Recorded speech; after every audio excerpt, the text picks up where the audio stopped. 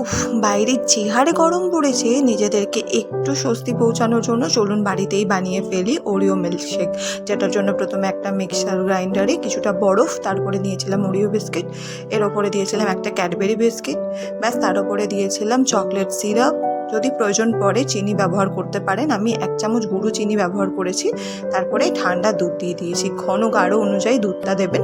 এরপরে ভালো করে এটাকে পেস্ট বানিয়ে নিয়ে আমি যে গ্লাসে এটাকে পরিবেশন করব সেটাকে চকলেট সিরাপ দিয়ে ডেকোরেট করেছি। তার উপরে দিয়েছিলাম বরফ, দিয়ে ভালো করে জুসটা আমি এর মধ্যে ঢেলে দিয়েছি। দিয়ে ওপর থেকে 1 স্কুপ ভ্যানিলা আইসক্রিম দিয়েছি, চকলেট আইসক্রিমও ব্যবহার করতে পারেন। দেখতে সুন্দর লাগার জন্য একটা ক্যাডবেরিকে ভালো করে গুঁড়ো গুঁড়ো করে দিয়েছি, দিয়ে ওর উপর থেকে আরেকবার চকলেট সিরাপ দিয়ে একটা অরিও বিস্কিট দিয়ে পরিবেশন করেছি।